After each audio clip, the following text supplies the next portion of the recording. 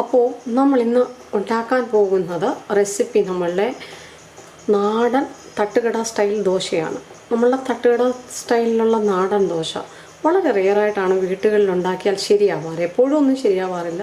അതിനൊരു പ്രത്യേക ടേസ്റ്റാണല്ലേ. അതുപോലെ തന്നെ നമ്മൾ തട്ടിലെ പുട്ടുദോശ എന്നും പറയും, അങ്ങനെയും പറയാറുണ്ട് ആൾക്കാർ. അപ്പോൾ അതിനൊരു പ്രത്യേക ടേസ്റ്റാണ്. നമ്മളുടെ നാടൻ തട്ടുകട സ്റ്റൈൽ ദോശ ഉണ്ടാക്കാനായിട്ട് നമുക്ക് ആദ്യത്തെ സ്റ്റെപ്പ് ഉഴുന്ന്, അരിയ ഇത് രണ്ടും കുതിർത്ത് വെക്കുക. അപ്പോൾ ഞാനിവിടെ എടുത്തിരിക്കുന്നത് ഇഡ്ഡലി അരിയാണ് എടുത്തിരിക്കുന്നത്. ഇതൊരു 4 മണിക്കൂറെങ്കിലും കുതിർത്ത് വെക്കണം. അതിന് ഞാനിവിടെ ഈ ഒരു കപ്പ് ചായ കുടിക്കുന്ന ഒരു 150 ml അല്ല, ഇതൊരു 200 ml കപ്പാണ് കേട്ടോ. 200 ml ഒരു കപ്പ് നിറച്ചാണ് ഞാനിപ്പം അരി എടുത്തിരിക്കുന്നത്. ഞാൻ ഇതിന് ഒരു 1.5 കപ്പ് അരി എടുത്തിട്ടുണ്ട്. മീൻസ് വടിച്ചെടുത്തിരിക്കണ ഒരു കപ്പ്, ഇതിനൊരു 1.5 കപ്പ് അരി എടുത്തു. അപ്പം അതേ കപ്പിന് 1/2 കപ്പ് ഉഴുന്നെടുത്തു. ഈ കപ്പിന് 1.5 കപ്പ് അരിയും ഈ കപ്പിന് 1/2 കപ്പ് ഉഴുന്നുമാണ് എടുത്തിരിക്കുന്നത്. ഉഴുന്ന് ഞാനിവിടെ എടുത്തിരിക്കുന്നത് ഗോട്ട ഉഴുന്നാണ്. നമ്മളുടെ ഏറ്റവും ബെസ്റ്റ് ഹൈ ക്വാളിറ്റി ഗോട്ട ഉഴുന്നാണ് എടുത്തിരിക്കുന്നത്. ഉഴുന്ന് പല രീതിയിൽ കിട്ടാറുണ്ട്. അപ്പം നല്ല ഉഴുന്ന് കിട്ടുമ്പം ഇങ്ങനത്തെ കംപ്ലീറ്റ് മുഴുവനായിട്ടുള്ള ഉഴുന്ന് വാങ്ങാൻ ശ്രമിക്കുക. 2ആയിട്ട് കീറിയ ഉഴുന്ന് വാങ്ങുന്നതിൽ നല്ലത് ഇതാണ്. കാരണം ഇങ്ങനത്തെ ഉഴുന്ന് വാങ്ങുമ്പോൾ ദോശയും ഇഡ്ഡലിയൊക്കെ വളരെ സോഫ്റ്റായിട്ട് ടേസ്റ്റി ആയിട്ട് നമുക്ക് ഉണ്ടാക്കിയെടുക്കാൻ പറ്റും. അപ്പോൾ ഉഴുന്നും അരിയും നമുക്ക് വെള്ളം ഒഴിച്ച് കുതിർക്കാൻ വെക്കാം. ഇതിപ്പോൾ കഴുകിയെടുക്കണമെന്നൊന്നുമില്ല കേട്ടോ. ഇത് നല്ലപോലെ കുതിർന്ന് കഴിയുമ്പോൾ നമ്മൾ അരയ്ക്കുന്ന സമയത്ത് നല്ലതുപോലെ കഴുകിയെടുത്താൽ മതി. അപ്പം വെള്ളം ഒഴിച്ച് നമുക്ക് ഒന്ന് കുതിർക്കാൻ വെക്കാം. ഇപ്പോൾ കഴുകണമെന്നില്ല, അന്നേരം നമ്മൾ അരയ്ക്കുന്ന സമയത്ത് കഴുകിയാലും മതി കേട്ടോ. ഇതിപ്പോൾ ഞാൻ കുതിർക്കാൻ വെച്ചു. നമുക്ക് പിന്നീട് എടുക്കുമ്പോൾ കഴുകിയെടുത്താൽ മതി. ഒരു 4-5 പ്രാവശ്യം കഴുകിയെടുക്കാം. ഇനി നമുക്ക് അരിയിൽ വെള്ളം ഒഴിച്ച് വെക്കാം. അരി നല്ലതുപോലെ കുതിർക്കാൻ പാകത്തിന് വെള്ളം ഒഴിച്ച് അരിയും വെക്കുക. ഒരു കുറഞ്ഞത് 4 മണിക്കൂർ നമുക്ക് അരി കുതിർത്തിട്ട് രണ്ടും സെപ്പറേറ്റ് ആയിട്ട് നല്ല ഫൈനായിട്ട് അരച്ചെടുക്കണം. ഒരു 6-7 പീസ് ഉലുവ അതും കുതിർക്കാൻ വെക്കുക. ഒരു 6-7 പീസ് ഉലുവ. അപ്പോൾ ഇതും മൂന്നും നമ്മളൊരു 4 മണിക്കൂർ കുതിർത്ത് കഴിഞ്ഞിട്ട് അരച്ചെടുക്കും. 4-5 മണിക്കൂർ കുതിർത്തോളൂ, കുഴപ്പമില്ല ഫ്രണ്ട്സ്. അപ്പോൾ നമ്മളുടെ അരി ഇവിടെ നല്ലതുപോലെ കഴുകി വെച്ചിരിക്കുകയാണ്. അരി ഞാനിവിടെ ഒരു 4 hours കുതിർത്തു. ഇത് അപ്പം നല്ലപോലെ കുതിർന്നിരിക്കുകയാണ്. നമുക്കിത് നല്ലപോലെ ഒന്ന് അരച്ചെടുക്കണം. ഇത് ഇഡ്ഡലിക്ക് ആയതുകൊണ്ട് ഒരുപാട് ഫൈൻ പേസ്റ്റ് ആക്കണ്ട. കുഞ്ഞതായിട്ട് ചെറിയ തരി ഉണ്ടെങ്കിൽ കുഴപ്പമില്ല കേട്ടോ. അപ്പോൾ ഇതും പിന്നെ നമുക്ക് ഉഴുന്ന് ഞാനിവിടെ നല്ലതുപോലെ കഴുകി വെച്ചിരിക്കുകയാണ്. ഒരു 5 മണിക്കൂർ ഉഴുന്നും കുതിർത്തു. ഉഴുന്നും അരിയും നമുക്ക് സെപ്പറേറ്റ് ഒന്ന് അരച്ചെടുക്കണം. അപ്പം ഈ അരി ആദ്യം ഒന്ന് അരച്ചെടുക്കാം. അപ്പം നമുക്കിത് കുറച്ച് വെള്ളം ഒന്ന് ഇതിലോട്ട് ഒഴിക്കാം. ഒരുപാട് വേണ്ട, ഒരു 1/2 ഗ്ലാസ് വെള്ളം. അപ്പോൾ ഫ്രണ്ട്സ് ഞാനിത് അരച്ചെടുത്തു.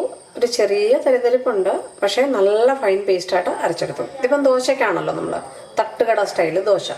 അതേസമയം ഇഡ്ഡലിക്കാണെന്നുണ്ടെങ്കിൽ നമുക്ക് ഇത്രയും അരയ്ക്കണ്ട, ഒരു ചെറിയ തരി വെക്കാം. അതിലങ്ങ് ഫൈനായിട്ട് അരയ്ക്കണ്ട.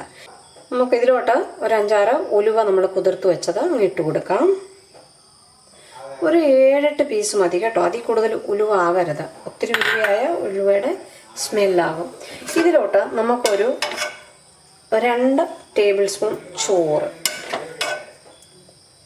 ഇട്ട് കൊടുക്കാം. ഒരു 2 ടേബിൾ സ്പൂൺ, അതിൽ കൂടുതൽ വേണ്ട കേട്ടോ. 2 ടേബിൾ സ്പൂൺ ചോറ് കൂടെ ഇട്ട്. ഈ ചോറിട്ടത് വൈറ്റ് ചോറ് ഇടുന്നതായിരിക്കും കൂടുതലും നല്ല. എൻ്റെ അടുത്ത് ഇപ്പോൾ ഈ നമ്മളുടെ കുത്തരിയുടെ ചോറേ ഉള്ളൂ. അപ്പോൾ അതാണ് അതിട്ട് കൊടുത്തിരിക്കുന്നത്. ഇതിടുവാണെങ്കിൽ നല്ല സോഫ്റ്റ് ആയിരിക്കും ദോശ. നോർമലി എന്താ പറ്റുമെന്ന് പറഞ്ഞാൽ വെളുത്ത ചാക്കരിയൊക്കെ വെക്കുന്ന ചോറില്ലേ, അതാണ് ഈ ഹോട്ടലുകളിൽ അരയ്ക്കുക ഇതിൻ്റെ കൂടെ. അപ്പോൾ ആ ചാക്കരിയുടെ വെളുത്ത ചോറ് അരയ്ക്കുകയും ചെയ്യാം, ഈ കുത്തിരിയുടെ ചോറും അരയ്ക്കാം. നിങ്ങളുടെ അടുത്ത് വൈറ്റ് പച്ചരിയുടെ ചോറാണെന്നുണ്ടെങ്കിൽ അതും അരയ്ക്കാം. പക്ഷെ ഇത് ചാക്കരി കുത്തിരി ഇടുമ്പോൾ കുറച്ചുകൂടെ നല്ല സോഫ്റ്റായിട്ട് കിട്ടും ദോശ. കടകളിലൊക്കെ കിട്ടുന്ന ആ ദോശയുടെ ഒരു ടെക്സ്ചർ വരും, ടേസ്റ്റും മണമൊക്കെ വരും. അപ്പോൾ സോഫ്റ്റ്നെസ് കിട്ടാൻ വേണ്ടിയാണ് നമ്മൾ ഈ ചോറ് ചേർക്കുന്നത്. നിങ്ങളുടെ അടുത്ത് ചോറ് അവൈലബിൾ ഇല്ല എന്നുണ്ടെങ്കിൽ കുറച്ച് അവല്, ഒരു 3-4 സ്പൂൺ അവലെടുത്ത് കുതിർത്തിട്ട് ആ അവലും ചേർക്കാവുന്നതാണ് അരച്ച്. അപ്പം നമുക്കിത് ഇനി എഗെയിൻ ഒന്നുകൂടെ നല്ലതുപോലെ ഒന്ന് അരച്ച് മിക്സ് ചെയ്തിട്ട് വരാം. നമ്മൾ അരി അരച്ചെടുത്ത ആ മിക്സിയുടെ ജാറിലോട്ട് തന്നെ, അത് കഴുകാനൊന്നും നിൽക്കണ്ട, അതിലോട്ട് തന്നെ നമുക്ക് ഈ ഉഴുന്നുകൂടെ നല്ലതുപോലെ അരച്ചെടുക്കണം. അപ്പോൾ ഉഴുന്ന് അരച്ചെടുക്കുമ്പോൾ ഒരുപാട് വെള്ളം ചേർക്കണ്ട, കുറച്ച് എത്രയും ഉഴുന്നുണ്ടോ അതിൻ്റെ അല്പം താഴെ നിൽക്കട്ടെ വെള്ളം കേട്ടോ, അതിന് മുകളിൽ നിൽക്കണ്ട. ഇച്ചിരി നല്ല കട്ടിക്ക്, പക്ഷേ നല്ല സോഫ്റ്റായിട്ട് ഫൈനായിട്ട് അരച്ചെടുക്കണം ഇത്. അപ്പോൾ ഞാൻ അരി ഇവിടെ അരച്ചെടുത്തു, ഉഴുന്നും നല്ലതുപോലെ അരച്ചെടുക്കുന്നുണ്ട്. ഉഴുന്ന് നല്ല സോഫ്റ്റായിട്ട് ഫൈനായിട്ട് അരച്ചെടുത്തു. നല്ല എന്താ പറഞ്ഞ ഒത്തിരി ലൂസായിട്ടില്ല, ഭയങ്കര സോഫ്റ്റായിട്ട് അരച്ചെടുത്തു. നമുക്കിതും കൂടെ അങ്ങ് മിക്സ് ചെയ്യാം. അതിലോട്ട് നമുക്ക് ഈ ഉഴുന്ന് ഇതിലോട്ടങ്ങ് ഒഴിച്ചു കൊടുക്കാം, മിക്സ് ചെയ്യാം.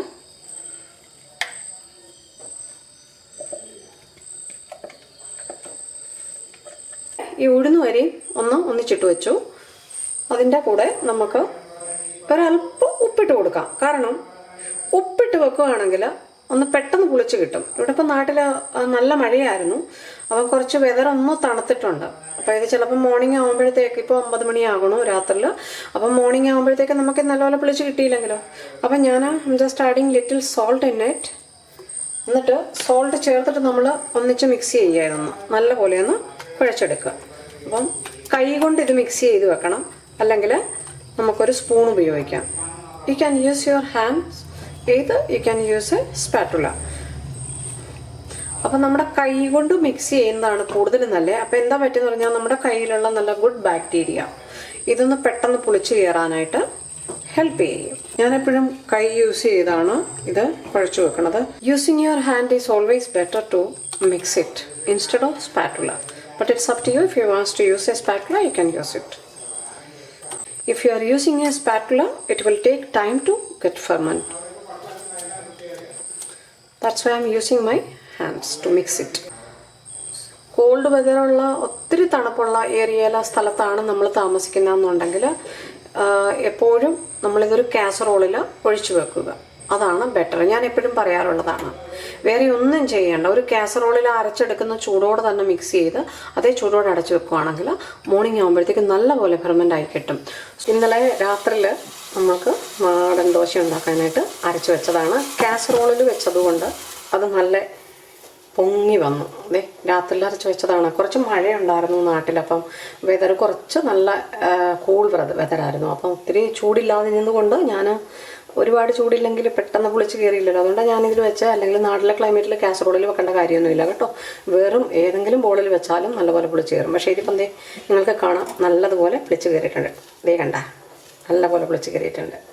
അപ്പോൾ ഇങ്ങനെ ഇരിക്കണം. അപ്പോൾ ഇനി നമുക്ക് ദോശ ചൂടാം. നമ്മളുടെ തട്ടുകട സ്റ്റൈൽ നാടൻ ദോശ, തട്ടിലെ പുട്ട് ദോശ ഉണ്ടാക്കാനായിട്ട് ഞാൻ കുറച്ച് ആവശ്യമുള്ള മാവ് സെപ്പറേറ്റ് ഒരു ബോളിലോട്ട് മാറ്റി കാസറോളിൽ നിന്ന്. അപ്പോൾ ഇപ്പോൾ ഇത് നല്ല കട്ടിക്കാണ് ഇരിക്കുന്നത്. അപ്പം നല്ല പുളിച്ചിട്ടുണ്ട്. നമുക്കൊരല്പം ഉപ്പിട്ട് കൊടുക്കുക. ഇതിലോട്ട് ഉപ്പ് കൂടി പോകരുത്, ആവശ്യത്തിന് ഒരു ഇച്ചിരി ഉപ്പിട്ട് കൊടുക്കുക. ഒരല്പം കൂടെ വെള്ളം നമുക്കൊന്ന് ആഡ് ചെയ്യാം. ഒരുപാട് വേണ്ട, കുറച്ച് വെള്ളം ആഡ് ചെയ്യാം. ഒന്ന് മിക്സ് ചെയ്യുക നല്ലതുപോലെ. എന്നിട്ട് ഒരുപാട് ലൂസ് വേണ്ട, എന്നാലും നമുക്ക് കുറച്ച് ലൂസാക്കാം കേട്ടോ. ദോശക്കല്ലേ, ഇഡ്ഡലിക്കാണെങ്കിൽ അങ്ങ് ഒരുപാട് ലൂസാക്കാതെ ആണെങ്കിലും നമുക്ക് വെക്കാം. ഈ ഒരു കൺസിസ്റ്റൻസി മതി. ഇത് പെർഫെക്റ്റ് കൺസിസ്റ്റൻസിയാണ് കേട്ടോ. ഞാനിവിടെ ഒരു ദോശക്കല്ല് വെച്ചിട്ടുണ്ട്. ദോശക്കല്ല് ചൂടായി കിടക്കുകയാണ്. ഇതിനകത്തോട്ട് നമുക്ക് ഒരല്പം എണ്ണ, അതായത് ഞാനിവിടെ യൂസ് ചെയ്യുന്നത് നമ്മളുടെ നല്ലെണ്ണയാണ്. നല്ലെണ്ണയിൽ ഉണ്ടാക്കിയാലേ ഈ നാടൻ ദോശയുടെ ആ ടേസ്റ്റും മണവും വരുള്ളൂ കേട്ടോ. അതൊരു വലിയ ഫാക്റ്റാണ്. വെളിച്ചെണ്ണ വല്ലതും തൂത്ത് കഴിഞ്ഞാൽ നാടൻ ദോശയുടെ ആ ഒരു ടേസ്റ്റ് മണവും വരില്ല. അപ്പോൾ കുറച്ച് നല്ലെണ്ണ തൂത്ത് കൊടുത്തു. കല്ല് ഒരുപാട് ചൂടായി കിടക്കുകയാണെന്നുണ്ടെങ്കിൽ ഒരല്പം വെള്ളം ഒന്ന് സ്പ്രിങ്കിൾ ചെയ്ത് കൊടുക്കാം. നമുക്ക് ഇനി ദോശമാവൊന്ന് സ്പ്രെഡ് ചെയ്യുക. ഈ തട്ടുകടയിലെ ആ തട്ടിലെ പുട്ട് ദോശ ഒരുപാട് അങ്ങ് സ്പ്രെഡ് ചെയ്യത്തില്ല. അതിന് ഈ ഒരു സൈസായിരിക്കും. ഇതിൽ കൂടുതൽ ആ ദോശ നമ്മൾ വലുതാക്കത്തില്ല. ഇത്രയും ഒരു സൈസിലുള്ള ദോശയായിരിക്കും അത്. അപ്പം നമുക്ക് ഇതൊന്ന് ഇവിടെ ചെറുതായിട്ടൊരു ഹോൾസ് വരും, ഒന്ന് ചെറുതായിട്ട് ചൂടാകുമ്പോൾ. അപ്പം ആ ഒരു സമയത്തെ ഒരുപാടങ്ങ് ഹൈ ഫ്ലെയിമിൽ വെക്കണ്ട കേട്ടോ. ഒന്ന് ചെറുതായിട്ട് ചൂടായിട്ട് വരുമ്പോൾ നമുക്ക് തിരിച്ചിടാം. ഇത് പെട്ടെന്നായി കിട്ടണമെന്നുണ്ടെങ്കിൽ വേണമെങ്കിൽ നമ്മൾക്കൊന്ന് അടച്ച് വെക്കാവുന്നതാണ്.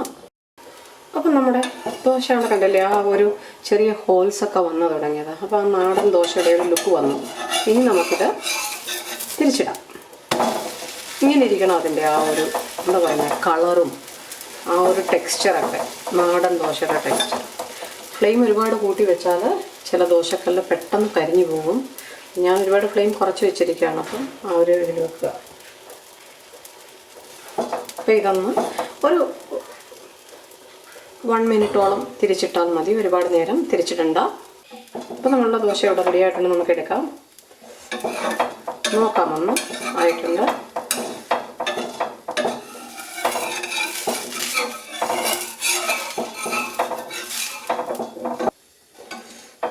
നമ്മുടെ ദോശ ഇവിടെ റെഡി ആയിട്ടുണ്ട്. അപ്പോൾ നമ്മുടെ നാടൻ ദോശ ഒരെണ്ണം റെഡിയായി. നമുക്ക് അടുത്തതോടെ ഉണ്ടാക്കാം. ഒരല്പം എണ്ണയൊന്ന് തൂത്ത് കൊടുക്കാം. ഓൾറെഡി എണ്ണയുണ്ട് ഇതിൽ.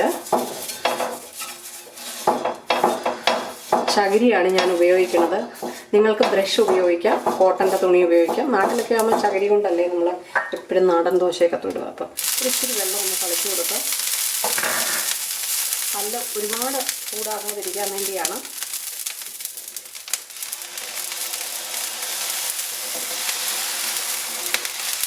ഈ ഒരു സൈസിലേ പരത്താവൂ, അത് ഒരുപാട് പരത്തരുത്. നമുക്ക് ഒന്ന് അടച്ചു വെക്കാം. നമ്മളുടെ ദോശ ഇവിടെ റെഡി ആയിട്ടുണ്ട്. നമുക്ക് ഇതും അതുപോലെ എടുത്തിട്ട് നമുക്ക് തിരിച്ചിടാം. നല്ല കറക്റ്റായിട്ടുള്ള ദോശ ഉണ്ടല്ലോ. നമുക്ക് ഈ ദോശയും എടുക്കാം. നമ്മുടെ അടുത്ത ദോശയും ശരിയായിട്ടുണ്ട്. തട്ടിലെ പുട്ട് ദോശ.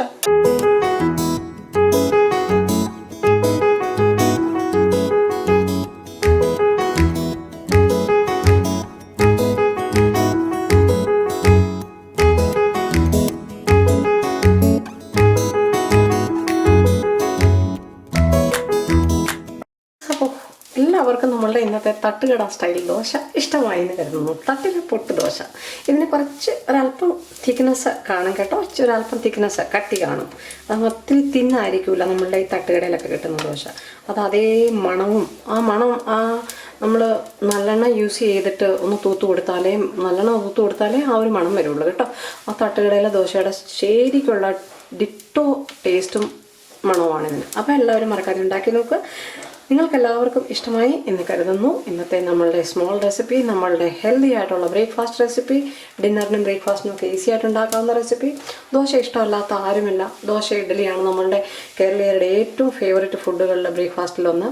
അപ്പോൾ ഏറ്റവും ഹെൽത്തി ഫുഡുകളിലൊന്നുമാണ്. അപ്പം മറക്കാതെ എല്ലാവരും ഉണ്ടാക്കി നോക്കുക. നമ്മൾ തട്ടുകടയിലൊക്കെ പോയി സാധാരണ എന്താ പറയുന്നത്, നമുക്കൊന്ന് കഴിക്കണമെന്ന് തോന്നുമ്പോൾ കഴിക്കാതെ വീട്ടിൽ തന്നെ ഉണ്ടാക്കി കഴിക്കാവുന്നേ ഉള്ളൂ. ദോശ നമ്മൾ പലതരത്തിലുണ്ടാക്കാറുണ്ട്. ഇങ്ങനെയും ഉണ്ടാക്കാൻ എല്ലാവർക്കും അറിയാം. വലിയ റോക്കറ്റ് സയൻസ് ഒന്നുമല്ല. എങ്കിലും എല്ലാവർക്കും ഇഷ്ടമായി എന്ന് കരുതുന്നു. Thank you so much for watching. Hey friends, hope everyone likes today's very easy and simple Kerala Dhaba style dosa. Thank you so much for watching. Keep watching, keep sharing, keep subscribing.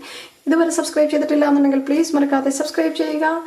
Videos എല്ലാം watch ചെയ്യാൻ ശ്രമിക്കുക. നിങ്ങളുടെ വിലയേറിയ വ്യൂസും സബ്സ്ക്രിപ്ഷൻസുമാണ് ആവശ്യം. Eat healthy, stay healthy. Thank you.